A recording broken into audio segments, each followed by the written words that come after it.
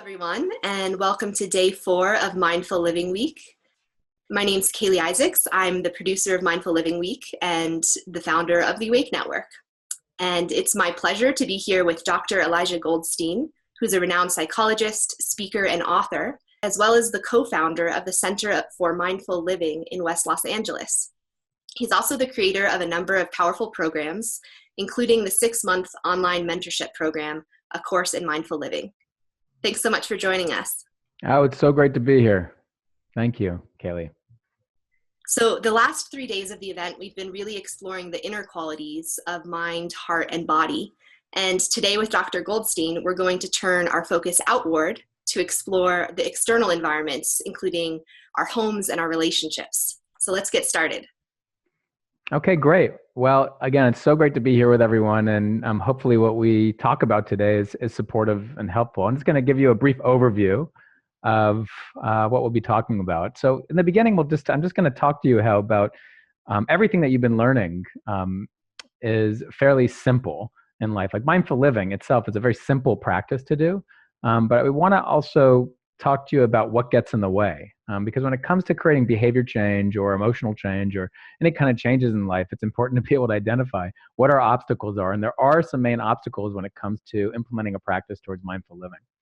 So I also want to talk to you about why environments matter and how we have a few different environments that we want to consider and how there's an X factor when it comes to creating enduring change around mindful living. I'm going to give you a couple exercises about curating our environments and curating our relationships to make this all easier. Oftentimes in the practice of mindfulness, when we're talking about mindful living, you may have heard of this saying that mindfulness is simple, but it's not necessarily easy. And so I'm going to give you a way to make it easier.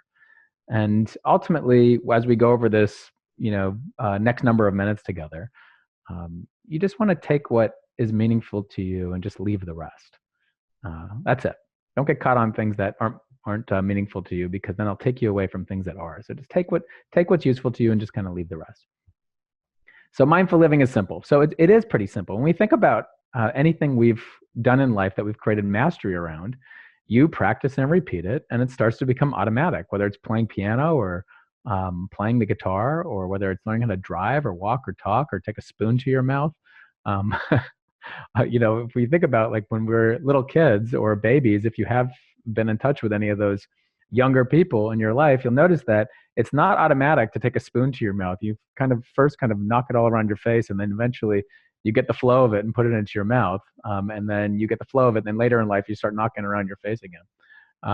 But anyway, we're good at activating these states of mind, but we're not so good at integrating them and making them automatic. But for ourselves, if we want to create like mindful living principles, like if we want to create more awareness, we practice awareness. We want to create more compassion, we practice compassion. We want to create more gratitude, we practice gratitude. And then it starts to become more automatic. And without experience, there's no learning. So as an example, whether it's a book or a seminar or whatever, those are meant to activate states of mind when you're reading or listening to something, but it's the intentional practice and repetition that gets into more of the traits and actually creates positive brain change. So this lack of ability to put things into practice is something that gets in the way of not just mindful living practices, but it's a fundamental dilemma in the field of psychology and business management and coaching and obviously in this mindfulness training. Just as an example of this, to show you how common it is for us to have difficulty making regular change, making practice enduring and sustainable. The World Health Organization came out with a statistic that said people with chronic diseases, 50% of them don't take their prescribed meds. And people with heart disease, up to 65% of them don't regularly take their medication. That's with something that's a chronic condition that there's immediate pain from and potentially a catastrophic effect in not taking that. So behavior change and doing regular practice is difficult, whether it's your heart or mind, any of that. It's challenging, and you may have experienced that yourself. And we might say, well, what about all these great apps that have come out? Like, aren't they, helpful to us in creating change? And a company named CompuWare about 5 years ago now, in 2013, came out with a statistic that said uh, 80 to 90% of apps that we buy or that we download are used one time and then not used again. So, supportive, but not necessarily the X factor in creating enduring change, I wouldn't say.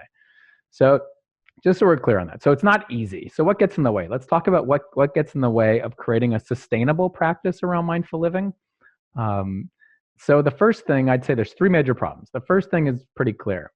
This thing in our skull is a major major obstacle to us.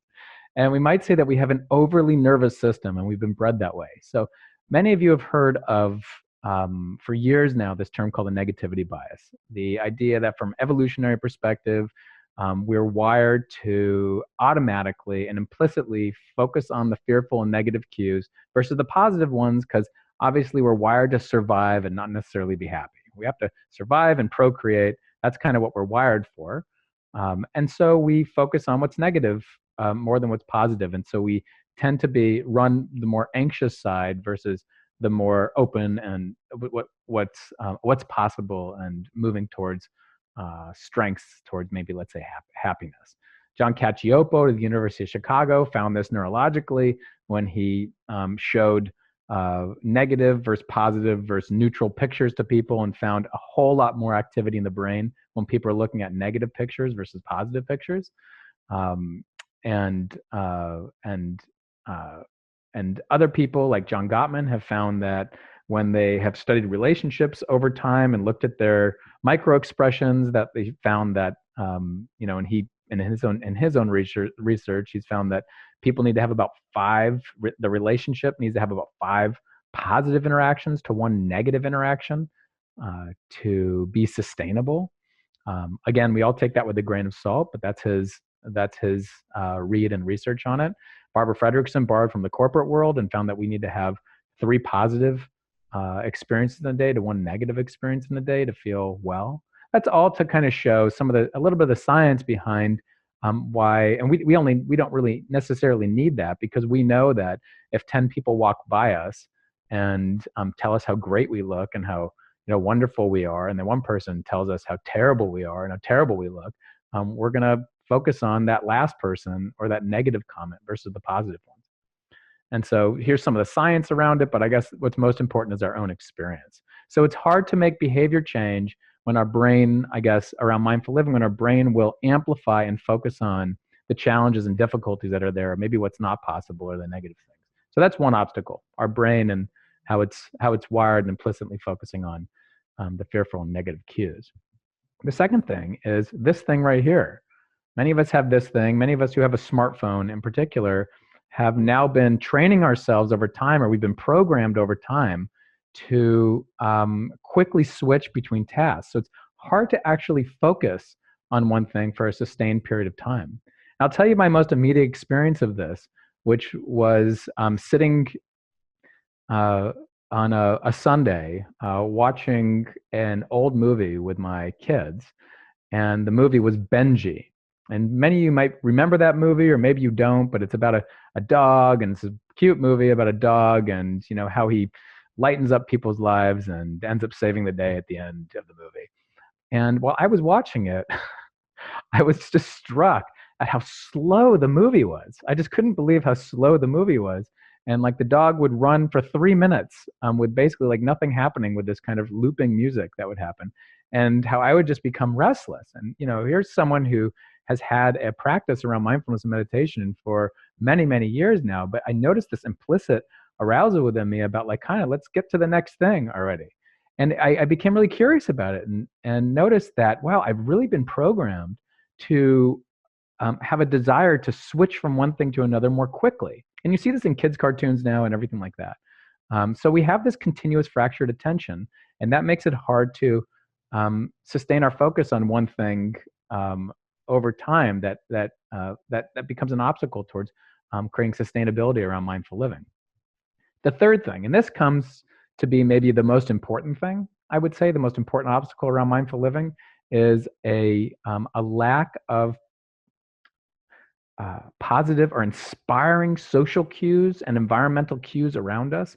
Most of us in our environments, and we'll get to this later, if I was to ask you, like, does your work environment or does your home environment naturally inspire motivation, like when you walk into it, towards the various qualities around mindful living, stuff that maybe you've been working on the last few days? Um, and do the people that you're in most contact with naturally inspire you towards mindful living? I think for most people, they would say, some people would say yes, most people would say not so much.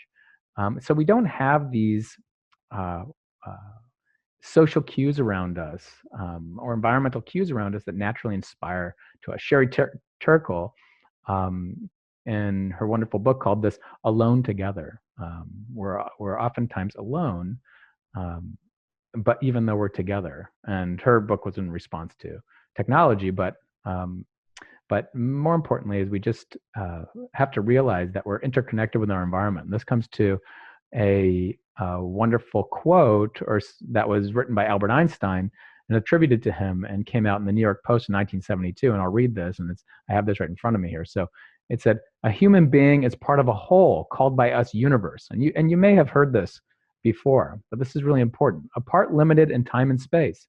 He experiences himself, his thoughts and feelings as something separated from the rest, a kind of optical delusion of consciousness. This delusion is a kind of prison for us, restricting us to our personal desires and to affection for a few persons nearest to us. Our task must be to free ourselves from this prison by widening our circle of compassion to embrace all living creatures and the whole of nature and its beauty. So there's a real reality and science to this. I mean, we can go deep into, and this is for a whole nother seminar around emotional and behavioral contagion, and how we really are connected to our environments. We know this because you walk into an office building, and if it's clear and open and clean, your body relaxes. You walk into a cluttered room, you get tense. And there's a lot of science around how clutter creates anxiety.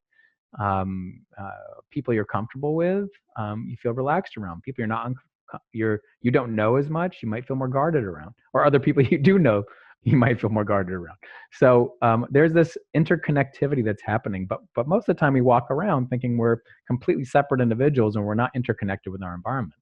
And our environment has a major impact on whether we feel open to something, whether we feel motivated to do something, or whether we feel motivated to do something else, uh, like feel anxious or depressed or feel like a couch potato or feel inspired and get energy around this type of stuff. So there's a reality of interdependence with our environment. So that's all to say that our environments really matter. And that's what we're here to talk about, in this session, is the going from the inside now to the outside, being aware of the interdependence that we have on our environments. And so there's a term that's called brain enriched environments, and that's the stimulation of the brain by its physical and social surroundings. And what we know is that brains in richer or in more enriched environments spark more and have higher rates of neurogenesis because we feel more connected to what's there. So before we jump into some more practical exercises around our physical and social surroundings and how to kind of curate them, I want to make an important note on a particular mindset that we all want to bring to mindful living. It's a really important mindset. There's some science behind it. And more importantly, there's a whole lot of experience around it that's going to facilitate creating higher integration for you. So that's the attitude of play. Play, if you know any of my work, is a thick thread that goes through everything I write about and I do, because it allows for a higher level of integration. And by the way, it's just fun. So why not? It's natural. It's part of our human experience. If we think about images that we think about with play, like let's say animals, let's say young kittens jumping towards each other, you would see kind of an openness. You would see a social engagement. Their eyes would be looking at each other. You would see a flexibility that's there, a spontaneity that's there.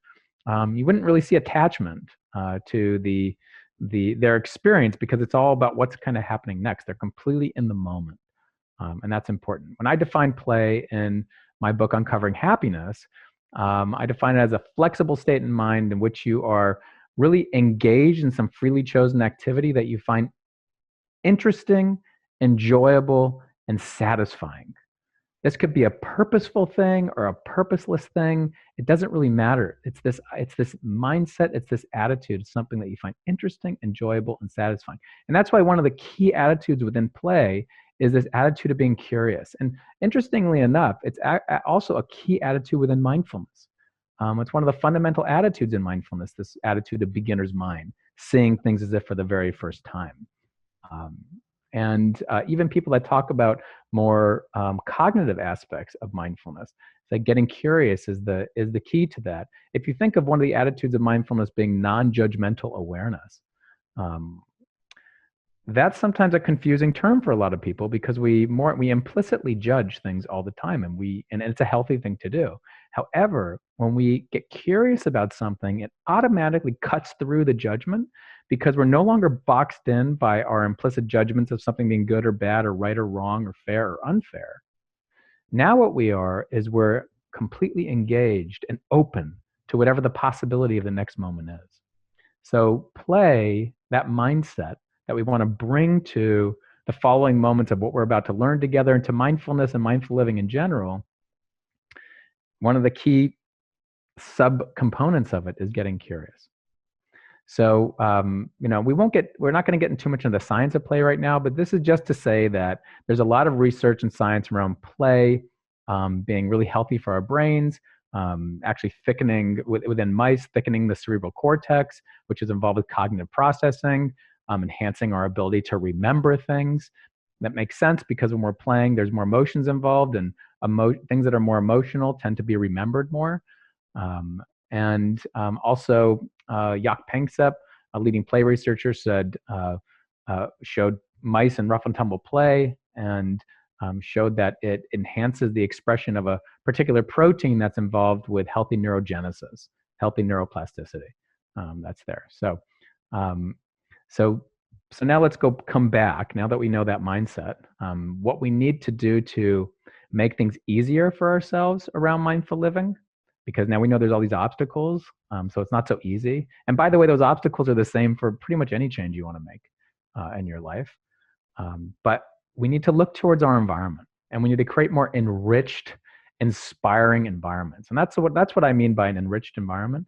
Something that's kind of more inspiring to you, that'll play off your brain's implicit decision making. So when it sees something or senses something, it arouses a sense of energy and motivation to move in the direction of that thing you're wanting to do more, or that way you're wanting to be more, or that feeling you're wanting to experience more. That is an enriched environment. And we have 3 environments that we want to consider. We have our physical environment, that's our home and our workplace, and also physical environments that are outside of that are inspiring to us, whether it's nature or parks or other people's houses, whatever it is, physical environments. Then we have our virtual environments. Yes, our virtual environments are what we are most connected with most of the time nowadays. And for some people, and it's scary to say, it's sort of their primary relationship.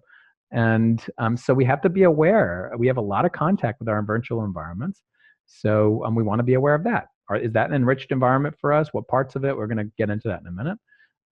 And then maybe most importantly, our social environment, our human to human interaction social environment. And we want to consider these environments as far as, are these enriched environments for us in respect to mindful living, what we're talking about here. So now the question is, how do we curate or enrich our physical and virtual environments? So I'm going to give you a very simple exercise to do, and we're going to talk about it, and then you can go out and do it on your own. But while we're talking about it, I want you can just kind of think about it. So this is a practical exercise. I just call it an environment inventory. So the first step is just to look around and consider where you spend most of your time, whether that's at home, so like literally the hours of your day. Whether that's at home, how many hours are you at home? whether that's in the workplace, how many hours are you in the workplace, or maybe you have a home office or something like that. And then also outside, what are other areas, physical areas that you visit or experience yourself in? So that's it. First step is you're just taking inventory of a very simple inventory of your environments. Then the simple question, a very simple question. We try to keep this so simple. Does this environment inspire mindful living? Does this environment spark, you might say, inspiration towards mindful living? You might say, well, what's mindful living? You might reflect back on the internal experiences that you've been learning about. Things like being maybe relaxed, awake. These are the things I consider to be mindful living. Relaxed, awake, focused, present and aware, self-compassionate, forgiving towards yourself or other people, and experiencing a sense of kind of joy and gratitude in life, a sense of compassion, so awareness and a sense of connection with other people, with the inclination to want to support people who are struggling, while recognizing that you could go too far on that and kind of bring yourself to the strength of self-compassion, and then a general sense of balance, equanimity with yourself and life. These are what I consider mindful living strengths, things that we go really deep in a course of mindful living. So that's what you want to do. You want to ask yourself just that simple question: does this environment inspire mindful living?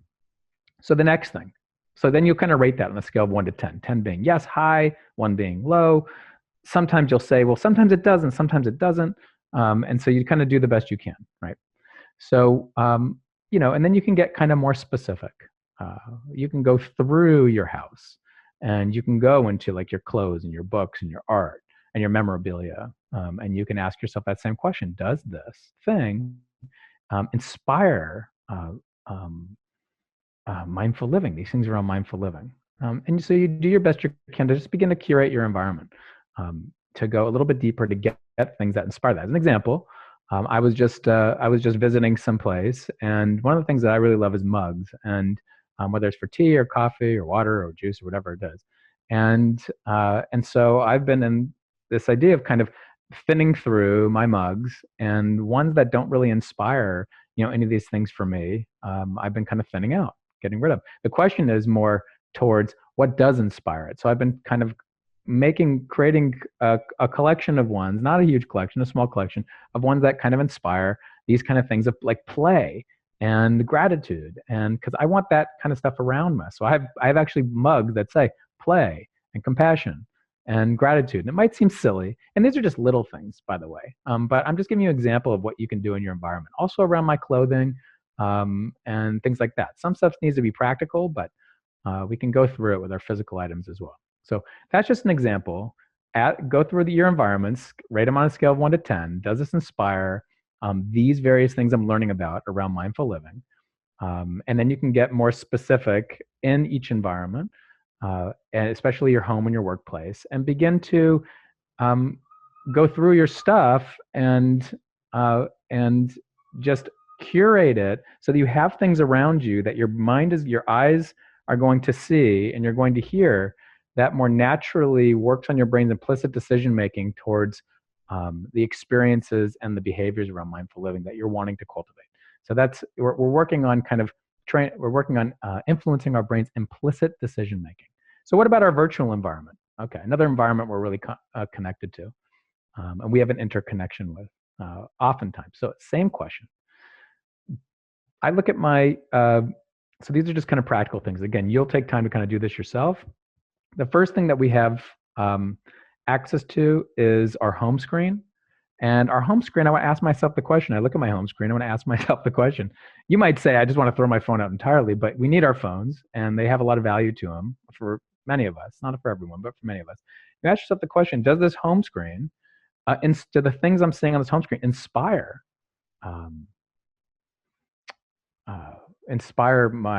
me towards mindful living, and these qualities of mindful living? And then you might kind of completely shift around your home screen. For example, my home screen only has things that are either playful or inspiring around music and meditation and things like that. Then I have some practical things at the bottom. And then I might kind of put everything else in another folder. So I'm going to make it open, spacious, clean, but then have some practical things that I need to get to quickly or something like that. The idea of creating more friction around stuff that you might be um, apps that you might be engaging with that aren't inspiring to you, but you just feel kind of obsessed or compelled to check. Uh, and as an example, um, this might be kind of confusing. As an example, Facebook and some of these social media sites are sometimes inspiring and sometimes not. So you get a little deeper into the reflection and the question around when is this inspiring and when is this not inspiring? When does this spark inspiration and when does it feel depleting? So you reflect on that a little bit more to have a healthier relationship, a more inspiring relationship with your phone, with all the various applications on your phone. You might find yourself deleting a whole bunch of different applications. You might find yourself getting some different applications. For example, the application of Moment will let you know how often you're checking your phone. So you have just some awareness of that. Whether that creates behavior change is a different story. But you can curate your phone to have uh, more things on it that your mind is seeing to inspire you towards mindful living. Um, that's maybe a really difficult one because we're in such infancy with our relationship with technology. So that's a practical exercise with the home screen. Pretty much kind of only put a few things on there that are kind of inspiring, whether it's music or playful things or meditation apps or things like that. Invest in apps that inspire you. It's another kind of suggestion. Just invest in apps that inspire you, and kind of go from there. So I would say the last piece with your phone is, see if you can create space and time that's just kind of like really no phone time. I see a lot of products coming out because I get people write me about their various mindfulness and meditation products that they're creating, and many products coming out that are just completely away from the phone to create an experience for you that's allowing you to kind of put your phone down. So create no phone zones, no phone time zones, and see if you can kind of stick to it and play with it. And remember, the attitude, the mindset is playful. You're experimenting with it and seeing what you notice. So now let's talk about the X factor for enduring change. Okay, so that is human connection. We as a species are a social animal. We've known this for years, whether we connect with the same type of tribe as apes do, wolves, as dolphins. We are all naturally a more tribal type of culture, and we've had this for evolutionary reasons, for survival. Um, if you're part of a tribe, you were more safe. You could gather resources together, so you're more likely to be fed.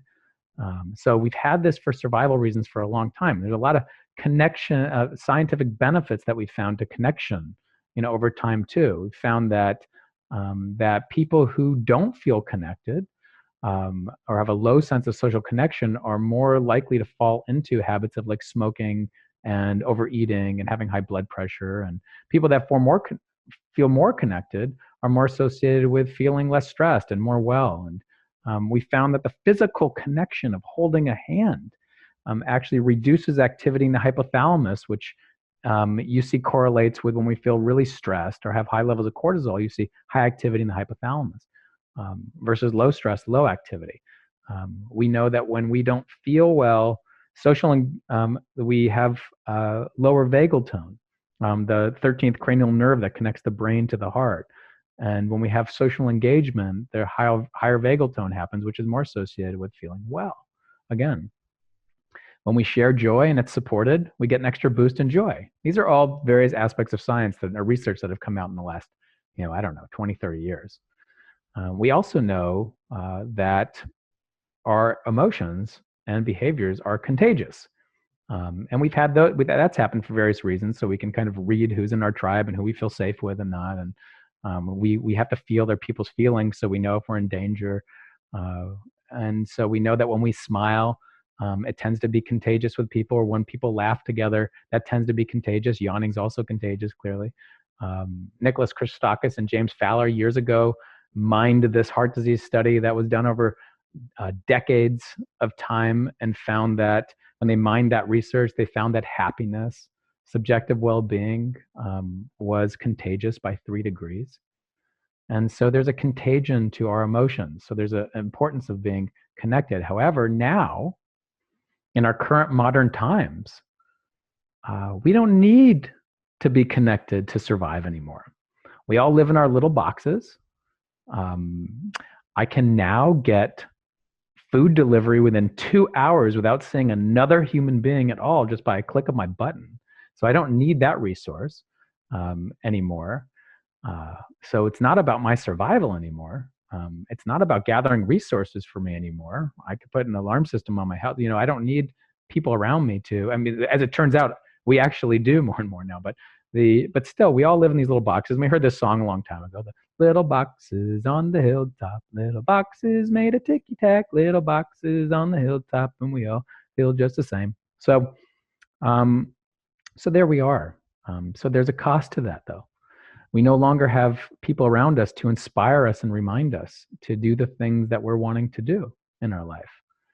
We have less contact. You see more social isolation. You see a higher degree of loneliness than ever. So we have these impoverished environments, the way I call them, in respect to mindful living. So it's if we buy into this idea of this optical delusion of separateness, and we are completely interconnected, which, by the way, to me is a complete fact based on my experience, is and what we're seeing in science around behavioral and emotional contagion, then it's upon us to recognize whether our environment is malnourished or impoverished, and how we're going to enrich it socially. So then what's the practical exercise then when we talk about our social environment, which is the X factor to me? It's about curating our relationships, curating our social circles. And what I mean by that is a very simple exercise where it's similar to the ones we were talking about before, where you're making a list of all the people you have contact with on a regular basis or irregular basis. The people at the top are the people you have most contact with, and the people and less and less and less contact with. So this isn't a list of importance or a list of people who are supportive to you. You're not listing it by that. You're listing it by time. Who am I spending most of my time with? That's what it's about. Who do I have most contact with regularly?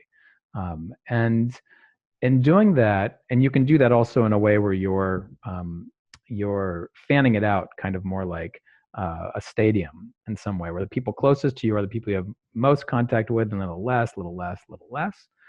And then you're rating everyone again. And this isn't meant to be a cold exercise, like meaning like, don't feel like you're being mean, in doing this, but you're rating everyone with the same question. To what degree does this person spark inspiration in me towards mindful living? Not to be confused with, to what degree is this person supportive to me? That's a different question. Or nourishing to me? Different question. To what degree is this person inspiring me towards mindful living? The qualities of mindful living, like we've been talking about, or you've been learning about, and on a scale of 1 to 10. And again, you do the best you can, because sometimes this person is, sometimes they're not. Maybe it's that kind of thing. And then what you do is you by doing that exercise, you see if you can begin to ask yourself the question: how can I? Because when I've done this exercise with hundreds and hundreds of people. And sometimes people have the experience of, wow, I didn't realize that I have so many inspiring people around me. And that's great to have that recognition, because it re-enlivens that for you. But for most people, what you find is that I really don't have that much inspiration around me. And I have people on the outer edges that are more inspiring. So then the question is, how can I make more contact with the people that are inspiring to me? Like how can I have it be more in my immediate zone of attention, even if they live far away? So we talk about ways of whether that's inviting someone out more to coffee, or whether that's making more, even texting contact is good. Messaging contact is good. Skype, FaceTime sessions are good. How can I just make more regular contact? And remember, you're doing it as a way because, first of all, you probably enjoy this person more. But second of all, because you're really kind of working on putting more people in your social surrounding that are inspiring you to make this easier for you, because it plays off your brain's implicit decision making. It's a reminder, and it raises the elevation of your energy to move in that direction, to be motivated to do things that are related to uh, the experiences around mindful living. So that's one way of kind of curating our environment. There are people that are depleting, you'll find, within this exercise for yourself. And the question we want to ask is, how can I relate to this person differently? Um, that may help me build a strength around mindful living, whether that's, how can I relate to this person with greater compassion? How can I relate to this person with greater forgiveness? Or maybe, how can I get more space from this person because I need spaciousness? That's okay too. How can I create more boundaries, with this person? That's all right too. So that's a little bit more of a deeper inquiry to decide how we want to do that with the difficult or depleting people around us that maybe we have to have contact with if we can't create space for them. So that's important. Does this person inspire the qualities of mindful living? That's the simple question. We know that we have to just have repeated experiences with these people over time for this to kind of work. Remember, our brains work off practice and repetition. So other ways to kind of consider, if you don't have those, if you do this exercise and you find that you don't have those people around you at all, is to join online. It's okay to join online communities of people that are inspiring, supportive, and warm. That's fine too. Or to go to meetup.com and search out communities like that and experiment, take risks and experiment with visiting them to see, is this a community or are these people that are inspiring to me? That's okay to kind of create more of that community for yourself. Finally, the last thing I'll mention is, it's okay to, if you have the resources, to hire a mentor or a coach or someone like that who's going to help ground that and be that person in your life who's going to help ground that for you. That's a wonderful thing to do. In the world's wisdom traditions, we've had mentors forever. And in the secular field of mindfulness and mindful living, that's just kind of fallen away. To have that person can be really supportive. And that can be someone who's free to someone who's paid, either way. But just consider that, reflect on that and consider that. So to sum this up together, I would say there's a few secrets to sustaining a practice around mindful living. If we were to kind of look at that, and they're kind of in this order. So when it comes to mindful living, the first thing we want to do is understand what gets in our way, right? We want to understand that the three things that get in our way: the negativity bias, so we can normalize that. It's not our fault. Our brain just kind of works that way. That fractured attention, we've been programmed to continually switch things, so it's hard to have a continuous, sustained attention towards something. So we notice that there's a programming that's gone on. And we most likely have a depleted environment around us, and we need to kind of look to kind of shifting that. The second thing is, we have to remember that there is this optical delusion that we live with, this optical delusion of separateness that's there, and that our environment really matters. So we need to curate our virtual, physical, and social environments with the simple question of, does this part of my phone, does this thing in my physical environment, does this person inspire the qualities or the motivation towards mindful living in my life? Mindful living, including, the cues of feeling, again, those things like relaxed, awake, focused, aware, self-compassionate, forgiving, gratitude, joy, balanced, compassion, these different qualities. And we can put things in our physical environment that are inspirations to us. Choose things that are inspirations, whether it's a thing like me, like a mug, or in one of my programs, we create promise cards that have commitments of what I want to do over this next week that are in line with mindful living, this type of stuff. So the next thing is, don't be afraid to look for mindful mentorship. Whether that's someone in your life who's willing to be a guide for you or contact with you, or a teacher for you, or whether that's someone you're hiring to be someone who can help kind of ground that for you and help you with inquiry around it and create an environment around mindful living, online or offline, either way. Most importantly, and I'll just kind of say this last note, is we want to create that playful mindset towards all of this. In other words, this is all an experiment. It's going to be different for me than it is for somebody else. Your experience is what matters. It's the most important thing, rather than anything that I've said over these last number of minutes. And when you're going on this practice, you're going to stray. That's part of the human experience. So remember this little phrase of forgive, investigate, and invite. When you stray from your intention or commitment around mindful living, forgive yourself for the time gone by. That's the past. But keep that playful, curious mindset. Be curious about how you strayed or why you strayed, so you can learn from it. And then recognize that you're present now, and you can just begin again. You can always begin again and again and again. Um, so, just to close, remember as you practice that you can become that inspiring person for other people. So when other people do this and they say, "Oh, this is an inspiring person for me," you can become an inspiring person, and maybe you already are. And there's a reality around emotional and behavioral contagion. There's a real science around it. So if you continue to bring this into your life and to make this easier for you, uh, just imagine and settle into and imagine the ripple effects that you can create around your relationships and around this world. So that's it.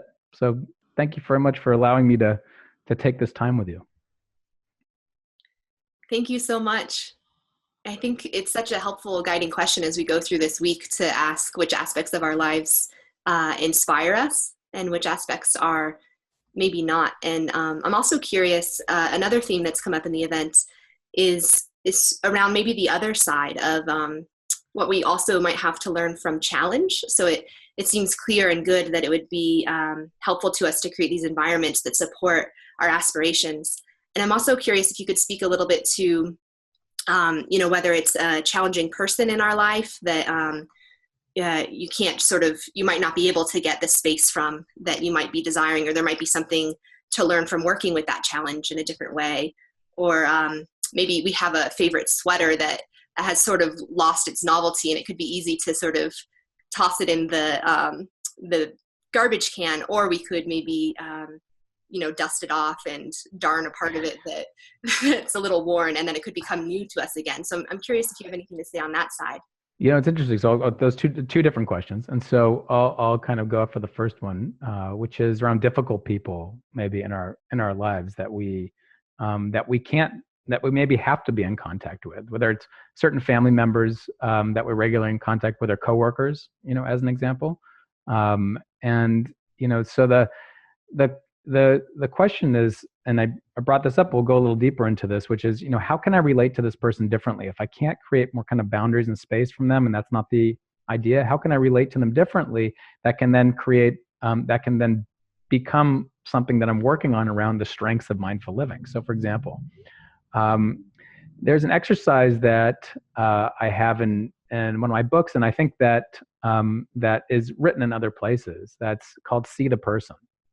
So in See the Person practice, we kind of remind ourselves that this person fundamentally is just like me.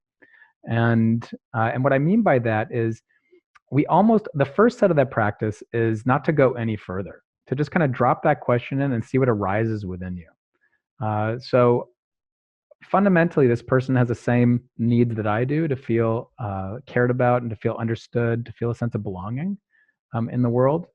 And likely when someone is, for lack of better words, a jerk, let's say, and we kind of judge it as that, let's say, in that moment, they're likely going through something and are imbalanced at the same time. Doesn't mean that they have the right to inflict their anger or frustration or that way on me, but at the same time, they're kind of imbalanced. So one of the strengths around mindful living or mindfulness is around, or that mindful living umbrella, let's say, it's different than mindfulness. Mindfulness is its own thing, which just means awareness.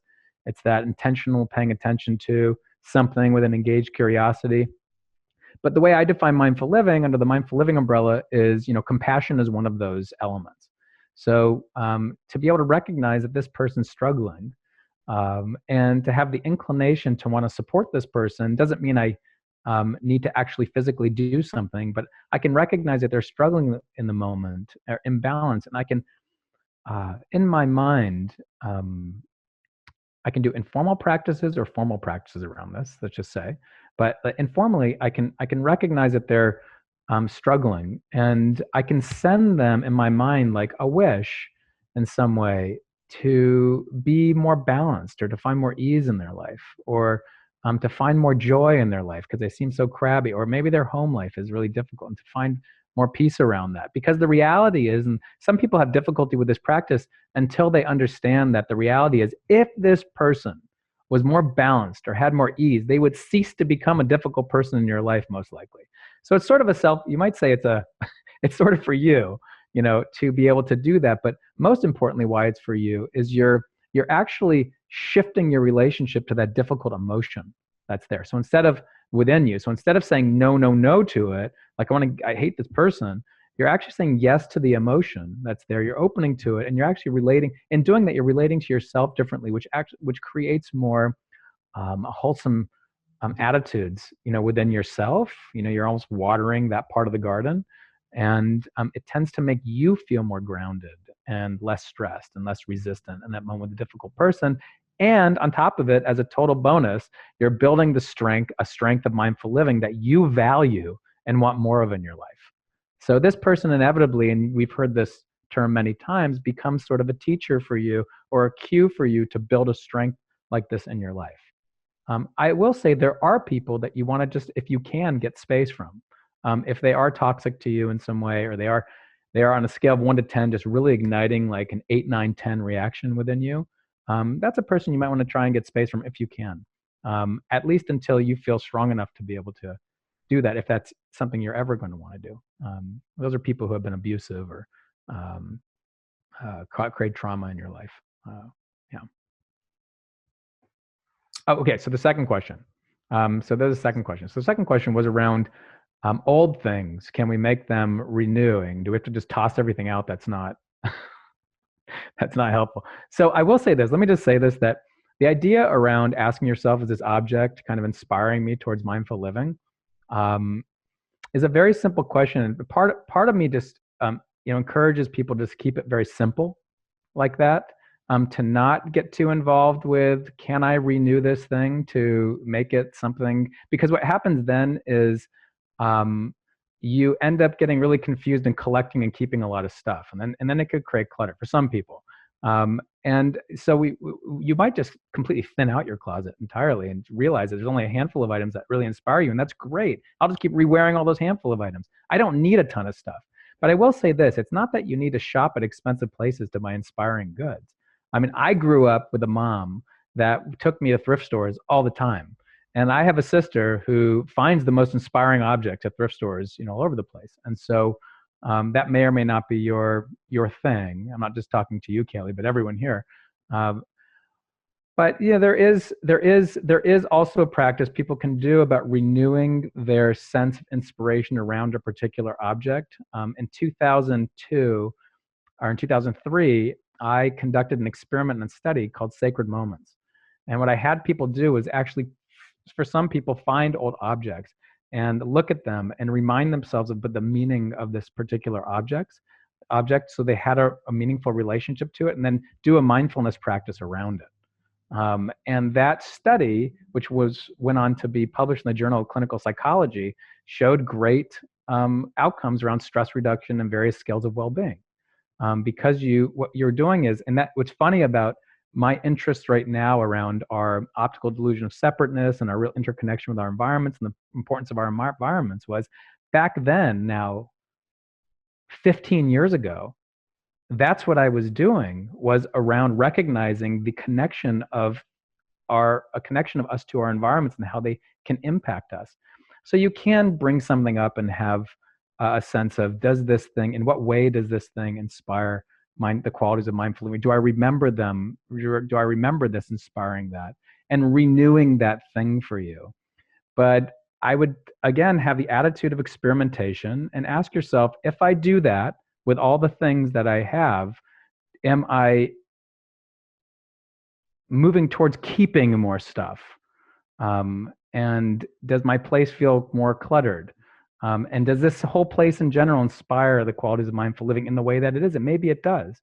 But maybe you want to kind of thin things out a little bit and have less, and create more space.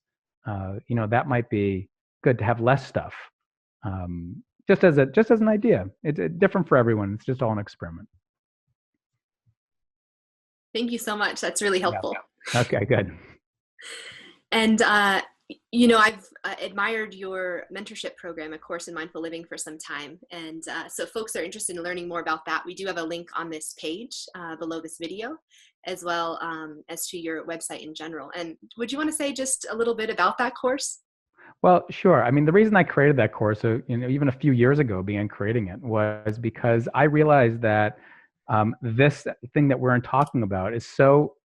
When it comes to sustaining a practice, what's most important is ongoing, an ongoing sense of an inspiring community and relationships, just like we were talking about here, kind of that X factor. And the research has shown over time that a lot of the mindfulness programs that are out there create these great activation of states, but they don't really translate into traits, meaning that the practice tends to fall away after the quick community kind of disappears. And so I wanted to create something that had a longer span of time, so 6 months. That's what this mentorship program is. I wanted to build in mentorship so people have access to a personalized relationship with teachers in an ongoing way, so that by the end of the 6 months, that people have created relationships with each other that they continue with afterwards, even in a virtual way. It's okay, and then ongoing that supports their practice. And what I've found is over the past few years that that's absolutely the case. I have people that are continuing to connect from a few years ago onto now. And the next course it starts in early October of 2018, and we'll have registration before that and be talking to people about it before that.